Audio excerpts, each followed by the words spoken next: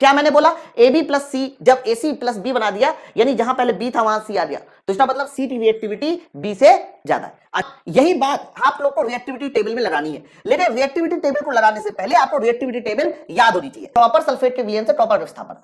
अब जैसे कि मान लीजिए मेरे पास एक कॉपर सल्फेट है, कॉपर सल्फेट की रिएक्शन मैंने मैग्नीशियम से हटा दी, तो ये देखना होता है कि विस्थापन अभिक्रिया हो रही है या नहीं।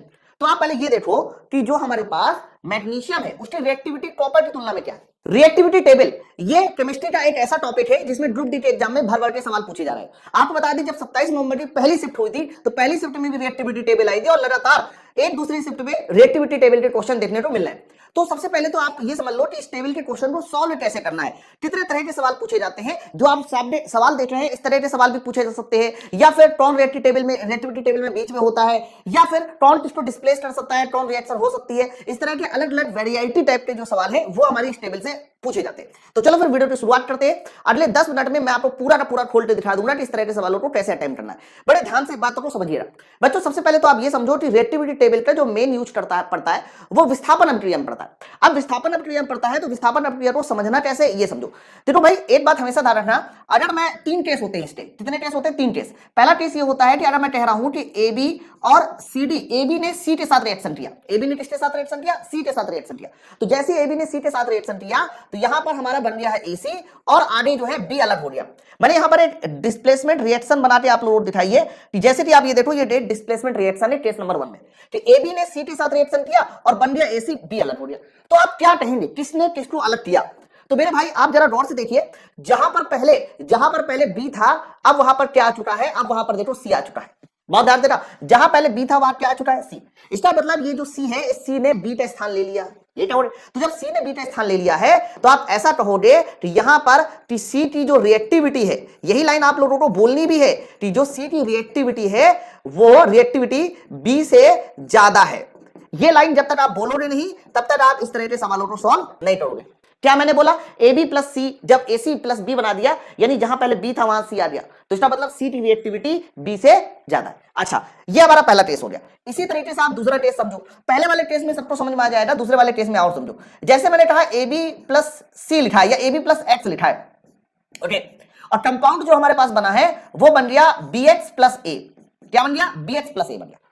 तो आप बताओ अब क्या कहोगे, किसकी रिएक्टिविटी किससे ज्यादा है। तो जरा गौर से देखिए सर, जहां पर पहले AB था वहां पर हो चुका है BX, मतलब B ने अपनी पोजीशन चेंज नहीं की है।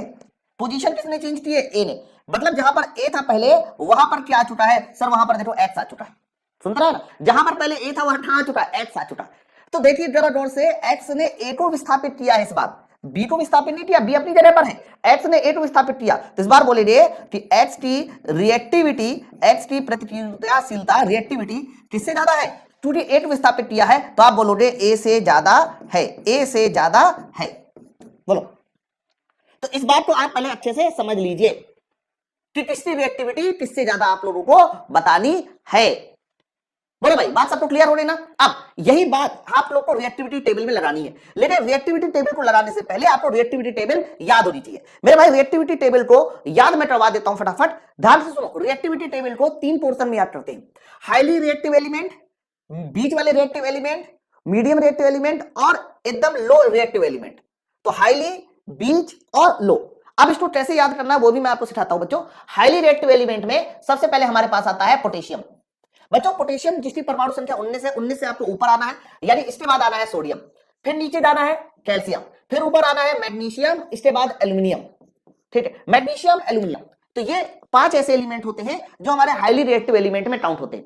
बच्चों एल्यूमिनियम मतलब एक तरह का कह सकते हो, एल्यूमिनियम क्या है, अगर एल्यूमिनियम एक धातु है तो एल्यूमिनियम जिंक लेकर कहां चढ़ गया, अब देखो एल्यूमिनियम जिंक, फिर इसके बाद Fe हो गया, लोहा, टीन, एल्यूमिनियम जिंक FeSN।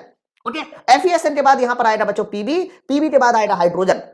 मतलब ये जो एल्यूमिनियम के बाद वाले जितने एलिमेंट है ना, ये सारे के सारे बीच वाले एलिमेंट होंगे। अच्छा, सबसे कम रिएक्टिव एलिमेंट कौन होते हैं, तो सबसे कम रिएक्टिव एलिमेंट जिसकी शुरुआत नीचे से होती है प्लेटिनम, प्लेटिनम से थोड़ा सा ज्यादा होता है सिल्वर, सिल्वर से थोड़ा सा ज्यादा होता है कॉपर, गोल्ड, और गोल्ड से अगर ज्यादा की बात करते हैं बच्चों तो गोल्ड से ज्यादा होता है तुम्हारा Hg, जिसको आप मर्करी बोलते हैं, और मर्करी से ज्यादा होता है कॉपर। तो आप लोगों को ये पूरी रिएक्टिविटी टेबल एकदम याद होनी चाहिए। मैं फिर से बताता हूं, potassium, sodium, calcium, magnesium, aluminium, zinc, FeSN, Pb, hydrogen, copper, फिर नीचे से याद कर सकते हैं प्लेटिनम, Ag, Au, Hg और कॉपर। इस बात को हमेशा याद रखना, जो हमारा कॉपर और Hg होता है ना, कॉपर और Hg, इसमें याद रखना Hg की जो रिएक्टिविटी होती है वो कॉपर से कम होती है। ओके, अब देखो इसके एग्जांपल सुनो। अब कौन किसको डिस्प्लेस करना है ये सब समझ में आ जाएगा। जैसे पहला लिखा है मैग्नीशियम द्वारा कॉपर सल्फेट के विलयन से कॉपर विस्थापन।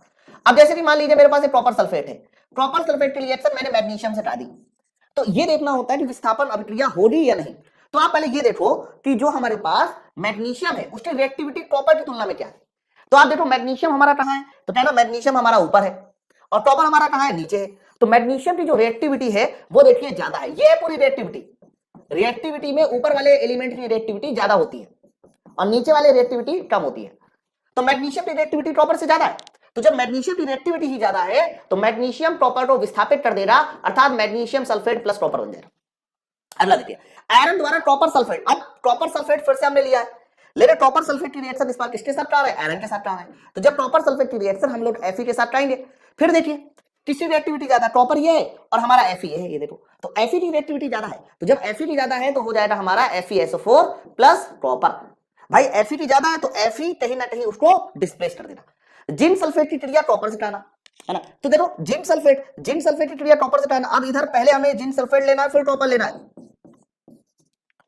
तो तुम्हें किसके बारे में देखना पड़ेगा, जिंक और कॉपर के बारे में देखना। कॉपर ये है, जिंक ये है, कॉपर की रिएक्टिविटी कम है, देख लो कॉपर की रिएक्टिविटी कम है। तो अगर कॉपर की कम है तो विस्थापन अभिक्रिया नहीं हो रही, तो इसका मतलब कॉपर की रिएक्टिविटी कम है तो कॉपर जिंक को विस्थापित नहीं कर पाएगा, अर्थात नो रिएक्शन। सल्फ्यूरिक अम्ल की क्रिया कॉपर से साथ कराने पर, अब देखो H2SO4 हो गया और इसकी क्रिया हमने किसके साथ करा दिया, कॉपर के साथ करा दिया ऐसे। तो जब अब यहाँ हाइड्रोजन और कॉपर देखना होगा, तो देखो हाइड्रोजन की रिएक्टिविटी ज्यादा है, कॉपर की कम है। तो जब कॉपर की कम है तो कॉपर की कम है, इसका सीधा सा मतलब यह है कि कॉपर हाइड्रोजन को विस्थापित नहीं कर पाएगा, तो आप बोलोगे नो रिएक्शन। तो इस तरीके से रिएक्टिविटी टेबल को अगर आप याद कर लेते हो तो बहुत आराम से पता चल जाएगा कि कब रिएक्शन होगी कब नहीं होगी। एक बात ध्यान रखना, अगर रिएक्शन है हो रही है तो किसकी रिएक्टिविटी ज्यादा होगी किसकी कम, ये भी आप लोगों को निकालना आना चाहिए। इस पर भी बहुत सारे एग्जांपल, बहुत सारी डेफिनेशन के साथ बताया जाता है। जैसे कि कह दिया जाए कि चार हमारे पास धातु है ABCD, ए बी को अपने विलयन से विस्थापित कर देता है, सी बी को अपने विलयन से विस्थापित नहीं कर पाता है, परंतु डी इन सभी को अपने विलयन से विस्थापित कर देता है। तो बताइए इन चारों धातुओं की जो सही रिएक्टिविटी होनी चाहिए वो क्या होनी चाहिए, यानी वो जो रीजनिंग वाले कॉन्सेप्ट होते हैं वो भी इसमें लग जाते हैं। तो आप लोगों को मेन ये दोनों पॉइंट ध्यान रखना है, कब किसकी रिएक्टिविटी ज्यादा कहनी है कब किसकी कम कहनी है। अगर ये याद रहेगा तो आपका ये सवाल 101% सही होगा। ठीक है, चलो फिर कैसा लगा वीडियो मुझे कमेंट सेक्शन में जरूर बताएं और इसी तरह के वीडियो मैं डेली अपलोड करता रहूंगा। चलिए मिलते हैं नेक्स्ट वीडियो में। Thank you very much.